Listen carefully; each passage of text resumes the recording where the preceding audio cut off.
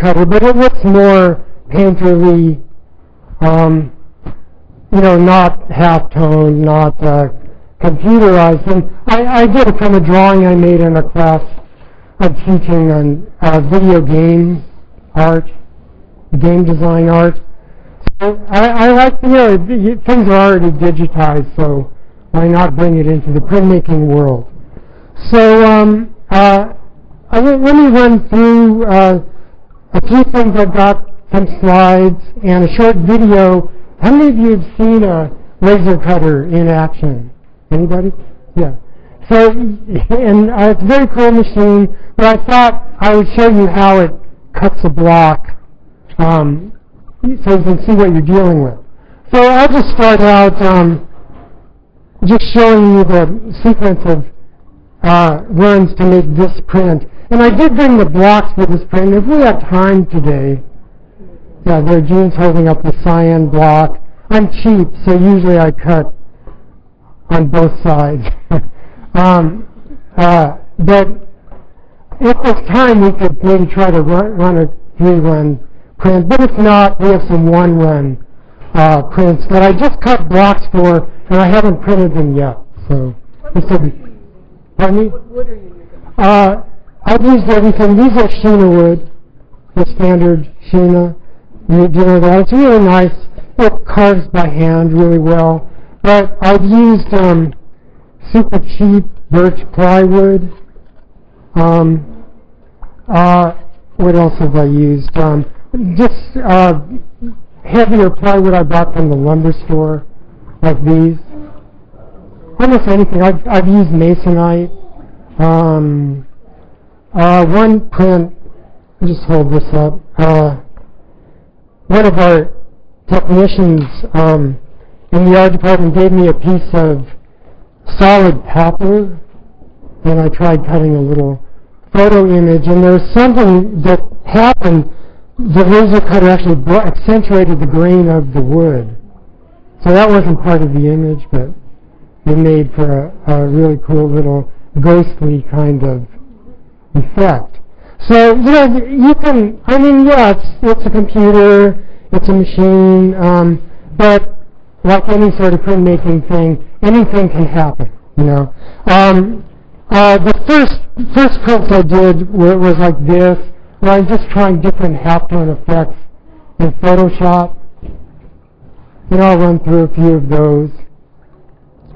And take around with that. Here's just kind of a random print to show you the kind of detail you can get with a laser cutter. I think that I had a collage thing in here, and you can see traces of the text that are carved into it. It looks like up to 10-point, down to 10-point type, you can actually, it will cut it, and you can print it. So anyway, this print here, here's what it looked like. It's a little bright, but I think you'll get the idea. So there's the magenta run, magenta with yellow, and then when I printed the cyan over it, it came out looking like this. And for any of you who want to do CMYK stuff, my recommendation, don't skimp on transparent base. Because if you use the color straight from the can, you'll find your prints look pretty red, yellow, blue. But I start at about 50% base usually, transparency, and go up to 70. I've had some prints, with litho, where I've gone up to 90. It's almost just tinted the base. But I think with this, if you go about 50 to 70%, you can get these more naturalistic looking mixtures of color. So I have that, and I wonder if what I think I'll do, let me just get out of PowerPoint here. I thought I would just run through a few issues, a few ways to generate the blocks, the CMYK blocks. So here's a photo, actually that I used for this print. Yeah, hold it up if you can. So this is a woodcut, and I made it from this photograph, which I have a whole series of work that I did. I went to the Museum of Natural History down in Los Angeles, and they have all these great dioramas. So the things are already art, you know. And so anyway, I took a lot of photos of those, and let's see if I can do this. My hands aren't shaking too much.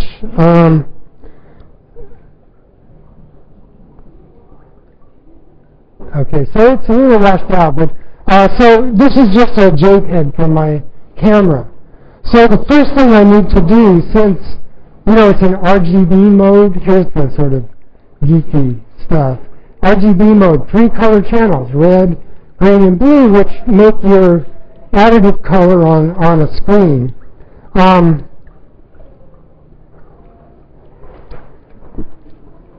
But we're doing CMYK, so we need 4 blacks. So first thing I need to do is convert it to CMYK. So I'm going to go mode, CMYK color. And I hope this is in my handout. But if it's not, it's fairly basic technique. So let me get my layers palette showing here. So we have layers. Oops. Actually, the one I want is channels. So if you've used the channels palette before, you're in good shape. If not, it's there, usually next to the layers. And so it shows the separate color channels that make up this image. And you'll see if I look at them one at a time, usually we print magenta or cyan first. I usually print magenta. So it's a grayscale image, right? So all of that is what the magenta information is. There's the yellow. And yellow is often the one that looks the densest, because almost every color has a little bit of yellow in it. It's the lightest color. Here we have the cyan block, and then the black block, which usually will have the least amount of information because that's where your detail comes from. So the thing is, you guys know relief printing, we're just printing the surface, not the depth. In Calio, we're printing the grooves, but in relief, it's just the surface. So I need only surface and depth. I can't print like a 70% color. It's either 100% or it's nothing. So I need to turn these, and you can see there's image in the, there's areas in the image that are gray looking. So if I run this into the laser cutter, they're going to be cut down to a certain depth, and they won't ink up and print. So I need to halftone or texturize the image in some way. So I only have surface and depth. And there are several ways to do it, and maybe I'll just quickly run through. One, go back to the CMYK image, and, pardon me? Yeah. We could pass these around. Oh yeah, let's pass a block around. Yeah, they smell like a campfire. That's why I wanted you to pass them. Yeah. And that's dissipated a bit. So let's see if I can do it from here. So here's the CMYK image. So the first thing I'll do is do your standard color halftone, like you see in magazines and stuff. Those of you who do silkscreen CMYK, you use this to get this look. And that might be a more sensible way of doing it than making a woodcut. But I love the idea of making a woodcut. So to do this one, I've got the CMYK image, and if I use the filter here, and that would be under Pixelate, Color Halftone. And you get this dialog, and the maximum radius, I think I forget now, I don't take good notes, unfortunately, but 8 pixels could work. I think I've gone up to 10 or 12. It has to do with the actual dot size. Let me try it. Well, so it's more noticeable. I'm going to increase it. Let me try 12. And we have these degrees, different angles for each channel. So if I click OK, it's highly exaggerated here, but you get that pattern is in this print, but just much smaller and finer. So here it is. So then if we look at the channels, here's the yellow channel, looks like that. The magenta channel looks like that. Cyan looks like that. And black like that. And when you overprint them, so all I have to do is I could actually print these right out of here to well, I need to generate new files from them because the laser printer depends on what drives it. We use Corel Draw, which is a PC Windows program. But so what I could do, here's usually what I do. If I go to the channel and then just save as, and just call it cyan, and usually I can say JPEG or TIFF is what I usually use, and I'll just save it on the desktop. So if I save that, I now have a separate file that just looks like this, and it's in grayscale mode. And then I would just do that for each one. A separate file for magenta, separate file for yellow, and a separate file for black. And when I ink those with the process colors and overprint them, I should get something that looks like this. So, please feel free to interrupt with questions if you have any. You have to worry about the moire effect. No, you don't. You actually don't, because the in this particular one, the way that the angles of the screen of each channel, they're already programmed to avoid that. But doesn't your registration have to be perfect? Yeah, pretty nearly perfect. And I'll kind of run through how I do it. I use a jig. I use pin registration. Works pretty great. I think it's confusing a little bit that one of the woodcuts you're passing around is intaglio, this one, and the other one is just a regular dot registration. Oh no, this is actually standard wood. Right. Yeah. The other one you're passing around is a grayscale. I didn't know I passed this one around. Yeah, this is It's going to confuse people about what you're doing. yeah, this one it's sort of a comic. I'm not sure where that is. Maybe, oh, here it is.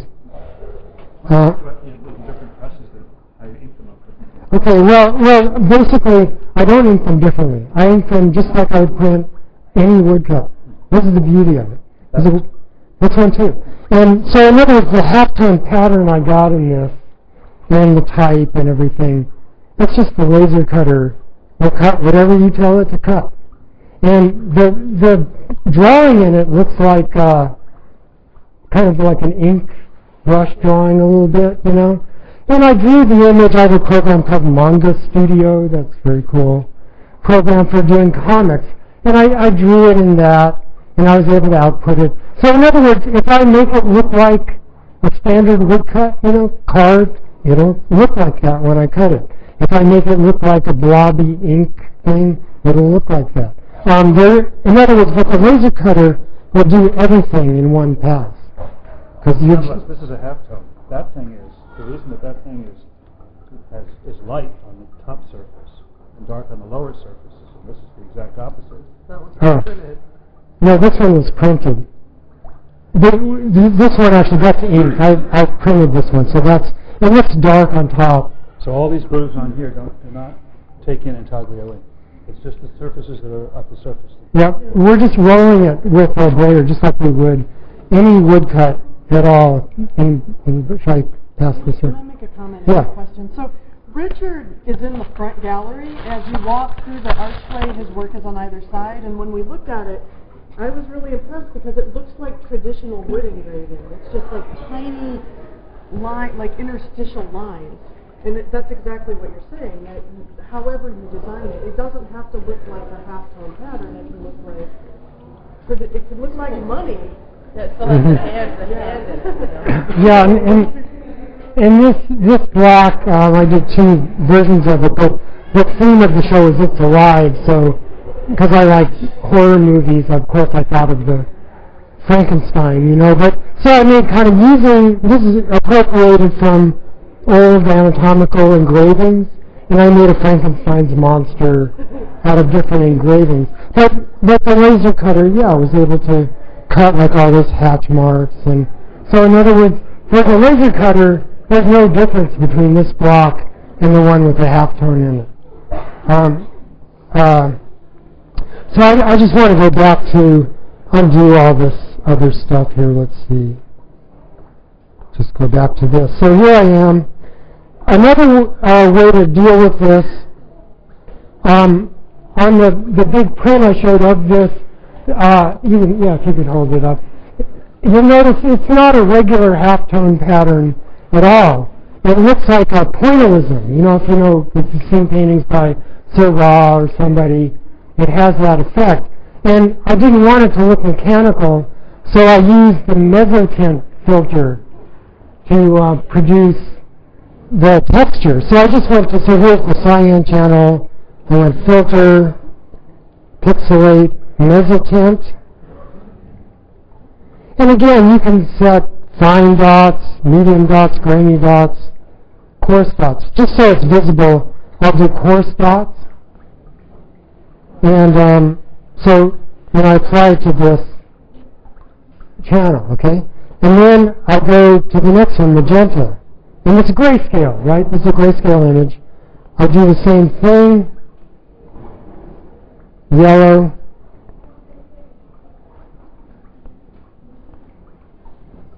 and black. And then when we see how it would print all together, like that. So all I have to do is ink them up with those process colors. I have a question. When you had these fine dots, you didn't find that they started to flake off when you put them under the press? It's surprisingly solid. Really? Yeah, you know it flakes off. So because we're dealing with plywood, Yeah. I've had places where, yeah, it cuts through the top layer and it turns out that the next layer there's like an air bubble or it's not glued down. In fact, and I like these things that happen. If you see this rabbit print, can you see this little green shape here?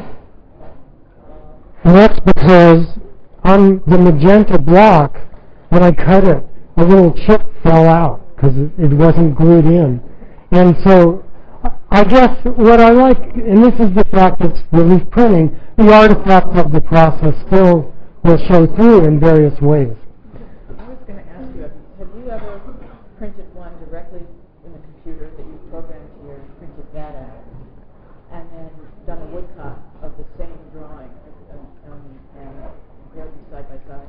Oh yeah. And do you have any examples? No, I didn't bring, like the inkjet prints, Yeah. but no, I didn't bring any. But, you know, they look like they do on the screen because we have really good printers and color management and everything. No, the art of printing with process colors, of course, is that it's not a formulaic thing. So there is some trial and error. The more experience you have, I can guess how much transparency to put in to get me close. But I don't try to match them exactly. No, I'm just curious. Oh yeah. If I went up to something and you had a woodcut, you had the Oh. laser, the inkjet print, whether. Well, you would. I think some of these, I don't know, you might be hard pressed to know that they're woodcuts because I have had people actually today ask me, "Is this silk screen?" Because it looks like it. But on some of the ones, if I use a lot of pressure, I actually get a slight embossment, and that's a cool thing. And I mean, there's nothing. Well, this one there, you can see the embossment, and this looks like a pen drawing more or less, I guess. But there's nothing that screams woodcut. But if I try to draw with my tablet or something, things that look like carved marks, then it would scream woodcut. So, but I'm interested in taking the language of woodcut and the technique and just seeing where you could go with it. So that's why a print like this is more regular looking in terms of woodcut technique, probably. So anyway, can you see how this works, basically? And so what I would do is, again, just with each channel, save this as a separate file, and that's what I would send to the laser cutter for cutting in 4 blocks. And walk over here, and so here's that big print I held up, the Ghosts of Advertising one. Here are the blocks. And you can see what they look like. Check them out later. So it has that texture. And when I overprint these with good registration, they line up and make those funny little patterns that are so uncharacteristic of woodcut. So, and again, you can do this with any of the filters. And I won't run through them all. Let's see how we are. I won't run through them all, but you can use the halftone filters, the regular halftone, anything that can get. Well, here, let me just show you this one. So, it's in the filter gallery.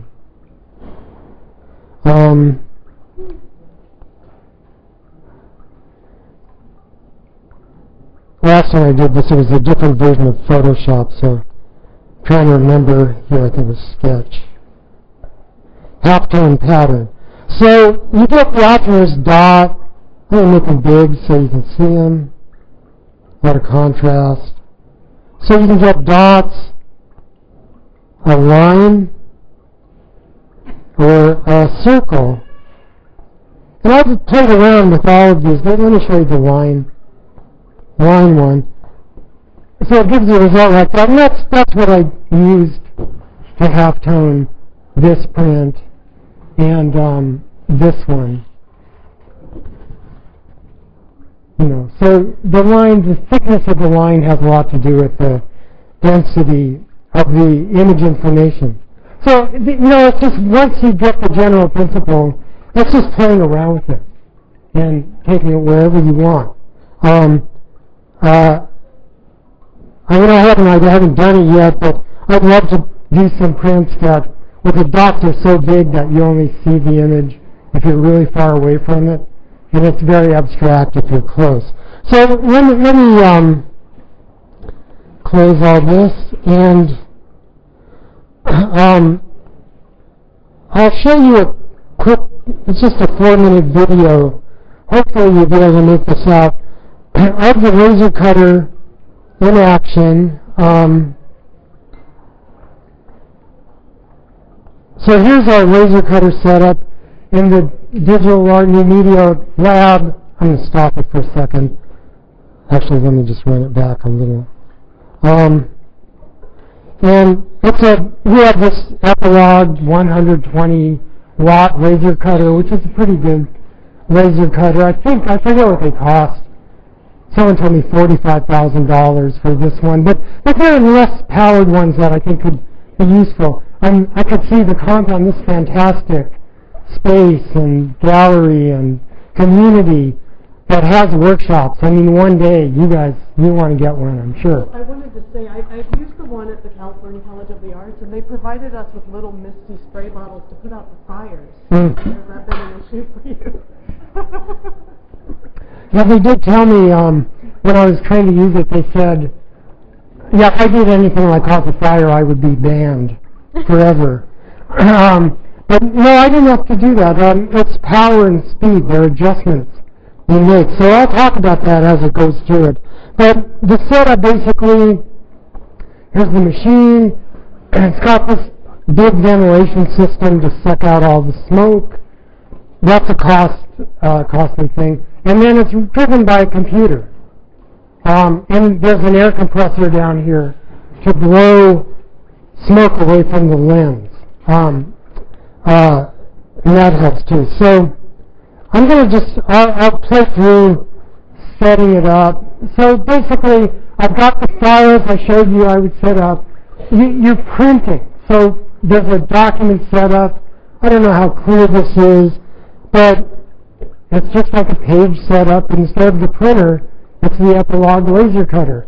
You set it's 600 dots per inch, raster cutting as opposed to vector cutting, and I set the speed and power. And nowadays I'm using 60% power, 50% speed, but you can play around with that. And that's what minimizes the flaming. And then there are things like the kind of halftone dithering. I use something called Stucky. I set it so it burns from bottom up. And you enter the dimensions of your image in block. And that's all there is to it. It's just like a page setup to any printer. I mean, what I'm trying to get across here, this stuff is not as intimidating as it might seem. And then you go to print it. You use print. The printer is the laser cutter. You click print. Everything is okay here. One thing you will see, let me stop. If you'll notice, the image I'm sending to the laser cutter is inverted. It's negative because I want to keep the surface, that's what I'm printing, and cut out the depth. So the laser cutter will cut whatever is black and leave whatever's white. So I make sure that the surface is white, the depth is black. There you go. And here's that block that's going to be produced. And my handout talks about using the threshold adjustment to make it so it's either black or white. If you've used that adjustment, you're ahead of the game. If not, I think you can figure it out. If I had time, I would go through it. But anyway, so we print. It's now sending the data to the laser cutter. Once it's sent, here's the machine and my wobbly cam work as I approach it. And now I've already focused this machine. There's just a simple up-down thing you do to focus it on the surface you're going to print on. And I'm putting in the block, this one here. And I'm just about 2 minutes worth of how it prints. And so it sends this laser beam. It's bounced off a couple of mirrors. And you'll see the smoke.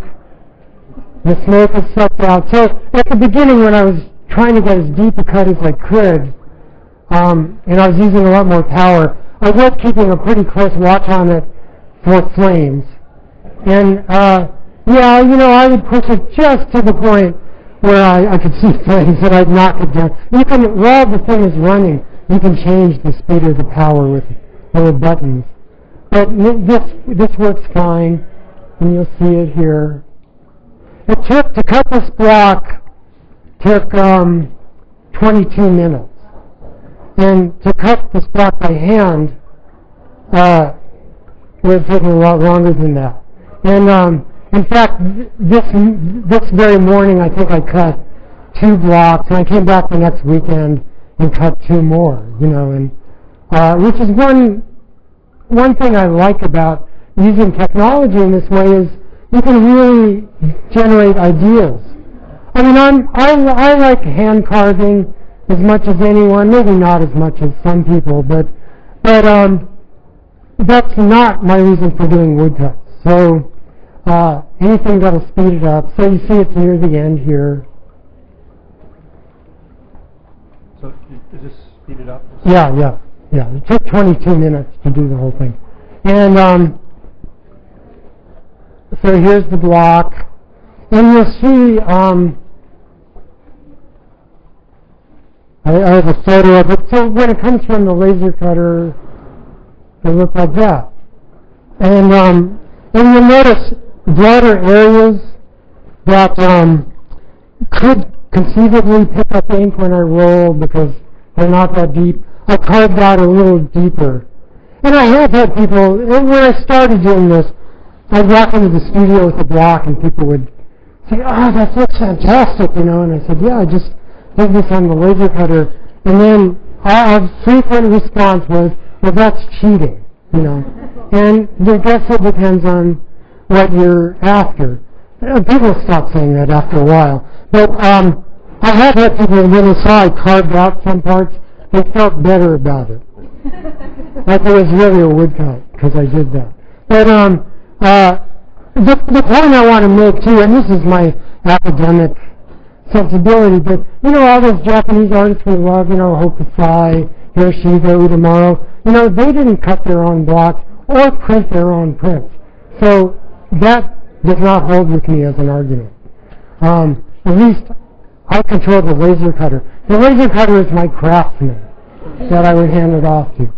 Kind work to all those people that would normally be working for Hokusai. Well, yeah, and I couldn't afford to pay them either. So there are two sides to it.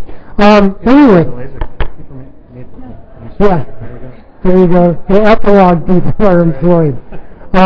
So anyway, that's. No, I do what I do with a card block. I brush it with a brush and clean it all off. And now it's just like any wood block. So shall we try to print? Yeah. So I think we're gonna use two presses.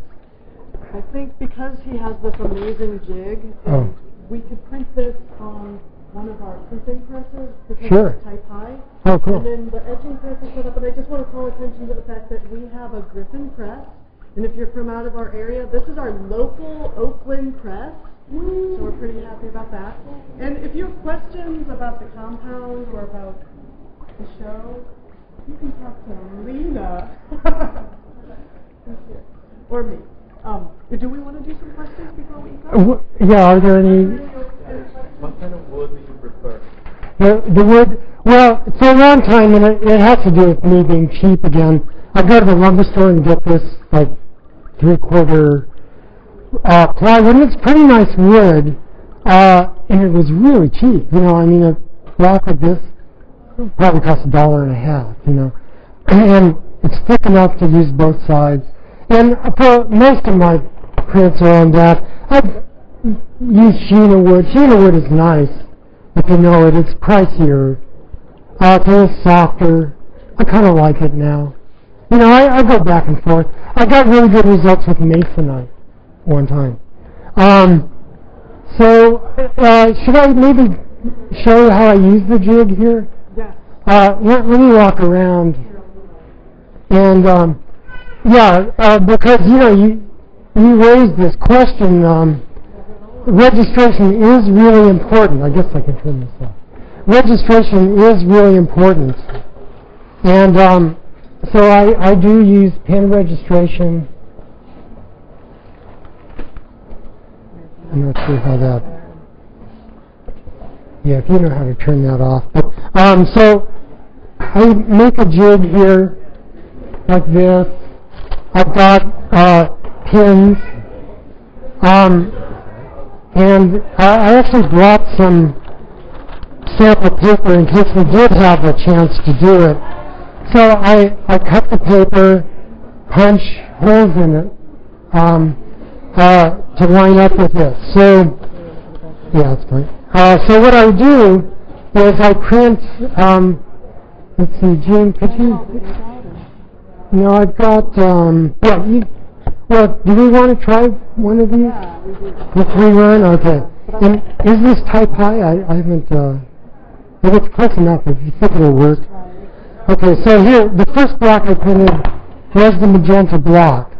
And so what I usually do, because sometimes there are little hairline differences, I took me a while to figure out how to flip the block in the laser cutter to get it to work, but I put it in, because here's the top. And my first impression, I would always do on a Mylar, which is also punched. And so, I'd ink up the block. The first impression I would take is on the Mylar. I'd print it to get this. And then when I put the next color, yellow, I line up the Mylar and make sure and I checked this before and it looked pretty good. Now it looks off, great. No, that's good. Make sure it's exactly registered. Occasionally I've got to kind of fudge it a bit.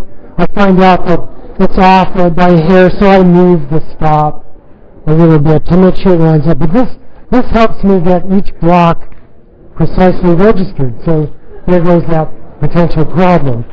And yeah, so then it's just a matter of printing each run. Lining up the paper on the pins. It's great. And if you do it right, everything lines up the pinholes. So should we try? Yeah. Let me get this. I want to see if your jig will fit on this. Oh, okay. Bridget! Is this struggle Should we do this?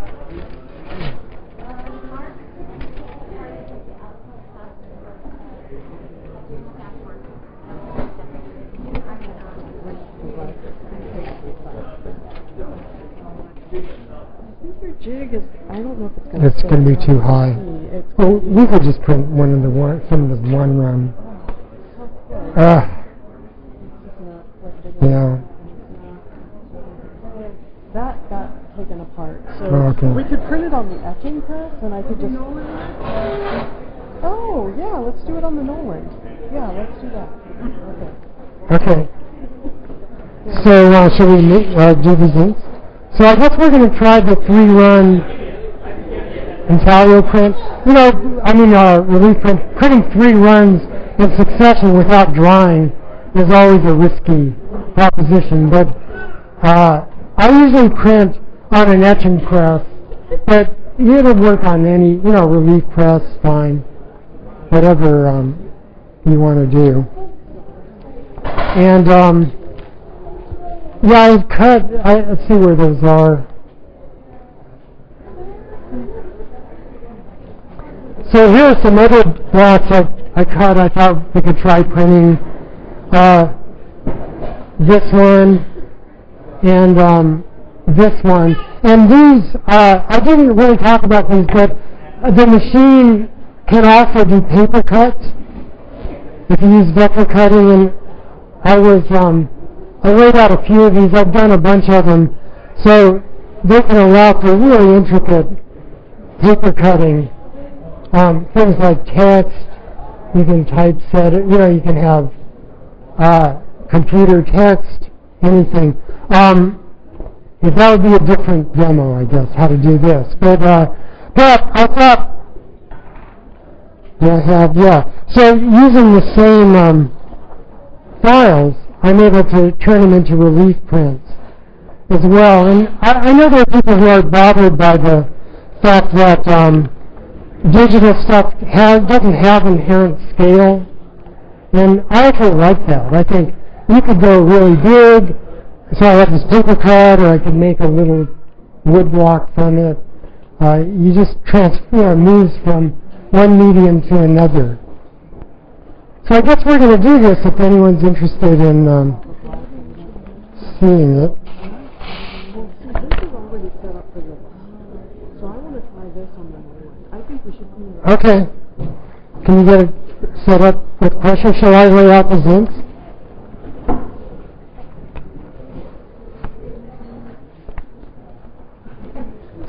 Okay, so this will be, quick and dirty here. Let me just, So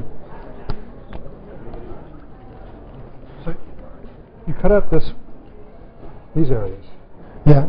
and they were light areas, and you wanted to make sure that no ink fell on them. Yeah, they were actually cut away like this. But, when I use... But over here, it's not going to ink up? No, well, I hope it will, because I actually put a halftone pattern Oh, I in. see. And I put another halftone pattern It's over in. there, that one, of course, because that's just got to be black and white. Okay, Yeah, I got it. yep.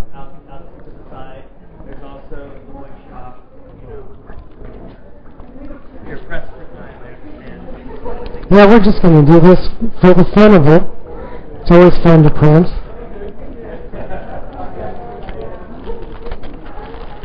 So I don't know, I haven't checked.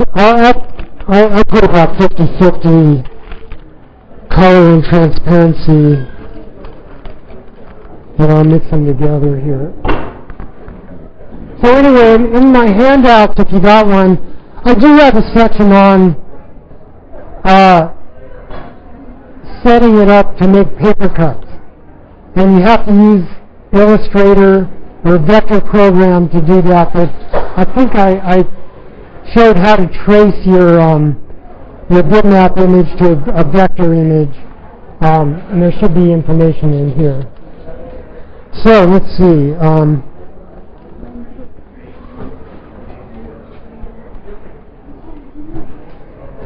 Do you have 3 ink knives by any chance?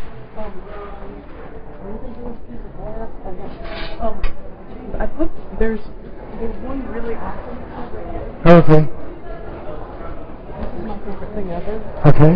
And then I'll go get more. Yeah, just one for each color. And then I was thinking if we could ink up right over here or here. This is better. Oh, right? okay. Yeah, I think we'll just carry it over. Okay. That's what I do anyway. What ink do you It's just basic process colors, litho, relief. You know, I think I forget. We have graphic chemical or any of those. Oh, perfect. Yeah, so just the process color should work, and I use a lot of transparency. Yeah, because otherwise you get everything looks red, yellow, and blue. So this is just going to be hit or miss in terms of how the inks actually look, but we'll be in the ballpark.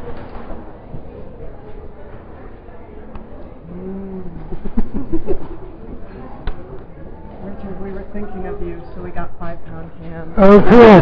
Oh, really? You just got them for this? Oh, dear. Well, that's enough. Well, you got to do I it. need more. Yeah.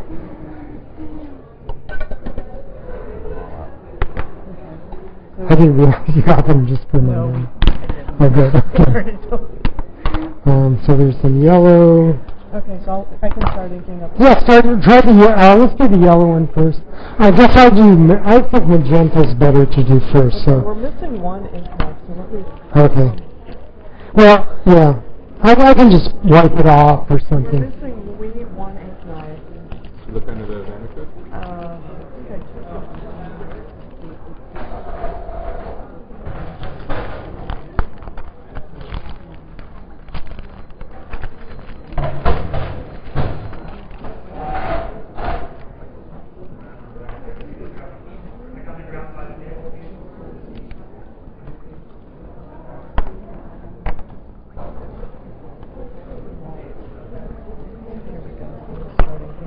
Okay, great. Let me just a little bit more trans base.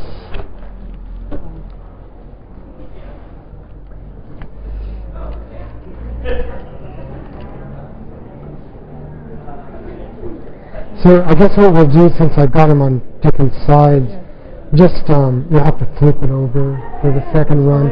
Just put some newsprint under it or something. I've got a lot of. Okay.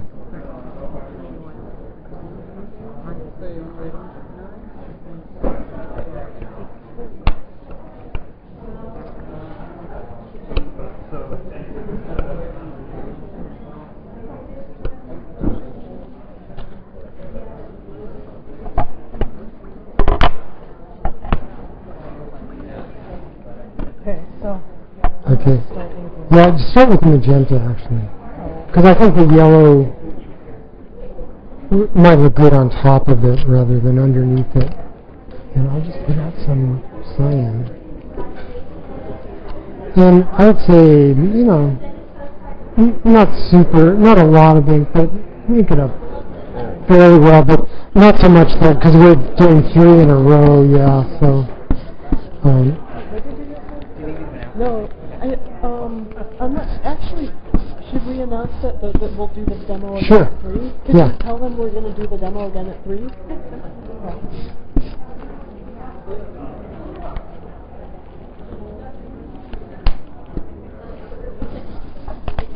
Hello, everybody.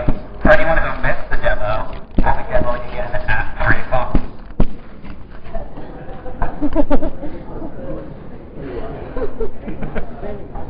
Free lunch? What? Yeah, I wish. Oh, pretty much. Let's see. Did you say? Oh, I see. This was the other night.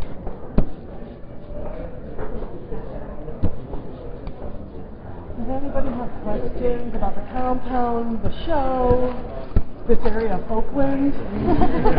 How to get home?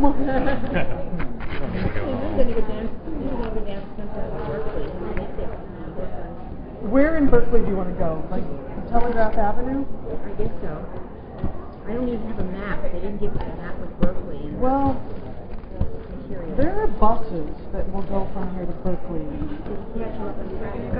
you go to Okay. Seattle, I'm pretty sure there's pretty much Oh, any fine, bus great. You can just put it behind my computer there or next to it. University, and then if you went up to university, Yeah. Okay. Okay, cool. Thanks. what do you want to do up there? Check it out. Go to some headshots. I haven't been in Berkeley in 20 years. Well, you know what? The sad thing is that the shopping district of Berkeley has moved to 4th Street. So, like, it's kind of like fancy and nice, but like Central Berkeley by the campus is, I don't know, it's a little seedy. That's what we noticed. We drove by it on the bus.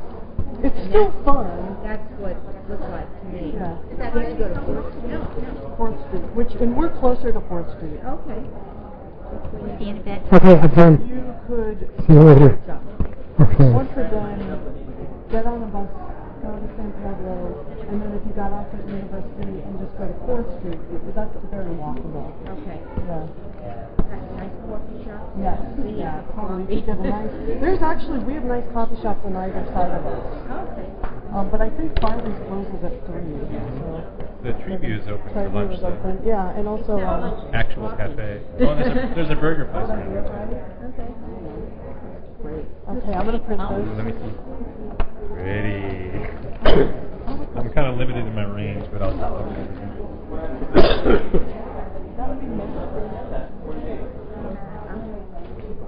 Yeah. Yeah. How you doing?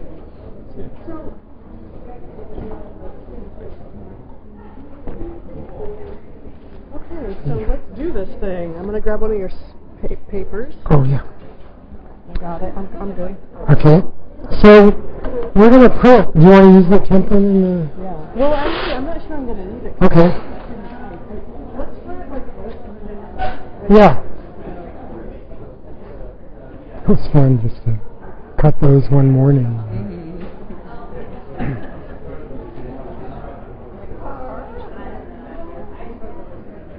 I'm not sure I'm gonna need it, but I'm a little bit worried about visually.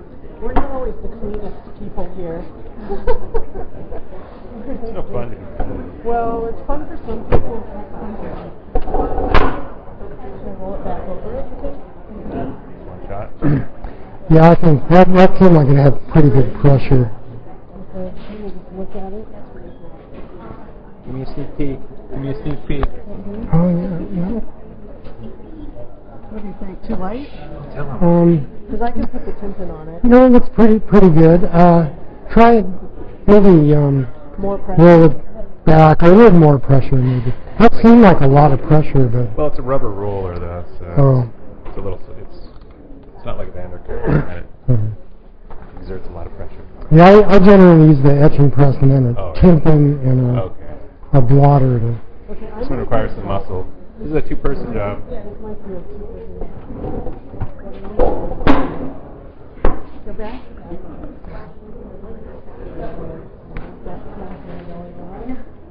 And let's see if it's any more. I think that's fine. Yeah. I mean, I think, because it's going to... Oh, yeah, it looks great. Oh, yeah. Pretty. Behold the splendor. And, and if you look at the back of the paper, is that an embossment? Yeah. It's definitely embossed. You can sort of see it underneath it. So we'll do yellow now. And we can just put this in. You can, yeah, do yellow on top of it. Yeah. Yeah. So, yeah, if I had done this on separate blocks, no problem, but because I use both sides, we now have to deal with that. Yeah, usually I wait a few days to do the next run, but Well, you're conserving resources. definitely. Yeah, you know, look at the bright side. Yeah. I think I have the yellow plate in my hands, right? Okay. You do. Yeah. I do indeed. Uh-oh. That was the yellow. Oh. Uh-oh. Yeah. Did you print the yellow? Yeah, I printed the yellow. It's all right. I'm Don't worry. Let's print the red on top of it. Yeah.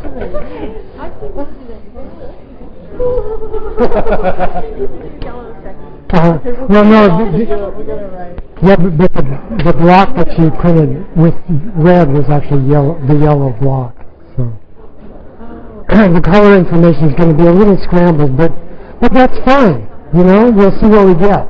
Do these lines what the genuine? I'm hoping they will. They should. Yeah, you can see on the table there's some, like the work in the show, he actually printed it on Pella, which is a polyester fabric, and it's super detailed. I was really impressed. Yeah, I really held up.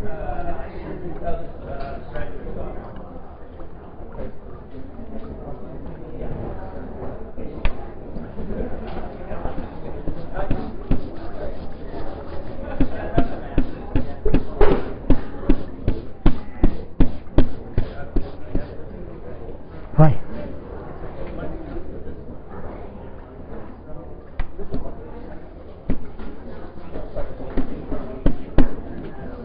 I can't believe I did that. I know, we always do something. Well, you know, Who has two-sided blocks? Come on. yeah, really. Confusing. I do. Yeah, we all do it. Yeah. But, I feel like it's just you're not going to spend the money Exactly. for another block. well, and I always feel like there's this weird thing about demo world, you know, which is, you know, I'm sure you've run into it in classes, where things don't always go I know, right? well. Right? Yeah, you know, you have good days where everything falls into place. Somebody press now. Yeah. Exactly.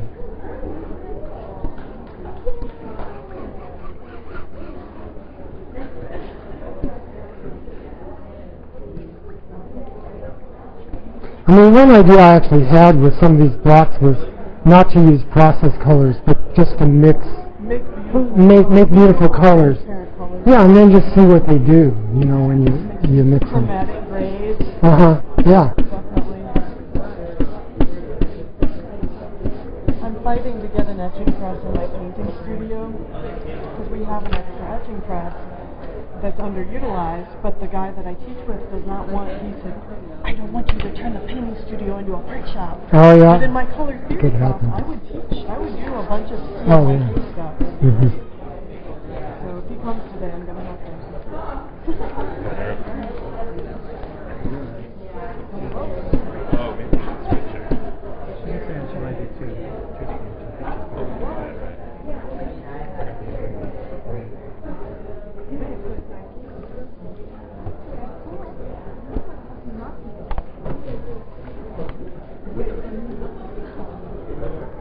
The wood really boosts it's thirsty.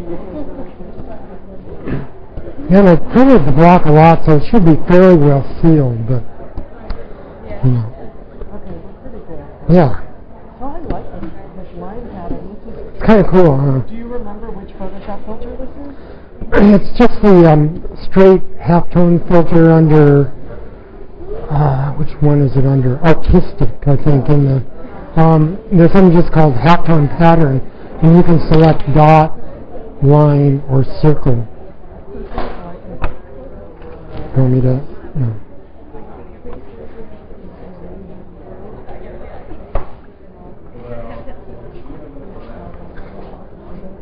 And that's the top.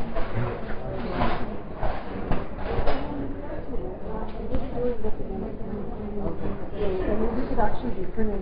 What I wanted to print some of the other ones that we got with that. So that would be cool. Oh, do Anthony, this? meet Richard. Richard, meet Anthony. I'm sorry I didn't say your Hi. last name. That's all right, I know. Last minute I was Hi. like, Wohlfeiler. Yeah, no. Did I do it? No? What No, is it? Wohlfeiler. Wohlfeiler. Okay, I'm going to try it for the next one. I know. That's why we gave Anna her mom's name. Yeah. I kind of feel like I need a tab or something for this paper. Oh, you want me to put it on? Or? Yeah, yeah. Can you do it? You need a free. Actually, David Avery, right? meeting, right, at the Meridian? Okay. Yeah. It's cool to see you. Did you have trouble?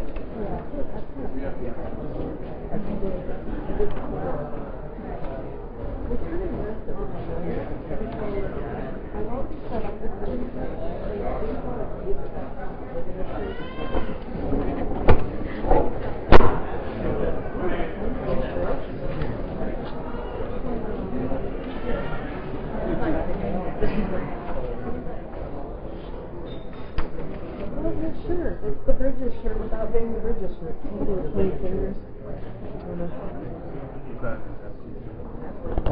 It's a work of great genius. But the It's reversed, but kind of cool. yeah, he does the magenta layer first. I accidentally inked his yellow plate with magenta. So the color information Color is information is going to be crazy, but we'll do another one right away because we can wipe it down. Sure, yeah. And reprint it. So let's do the blue layer. Okay. The heck of it, right? Yeah. I'm going to wipe this down with vegetable oil. Okay. Give me class. I have these crazy ones right here. Or actually, maybe somebody in the studio has not, but you can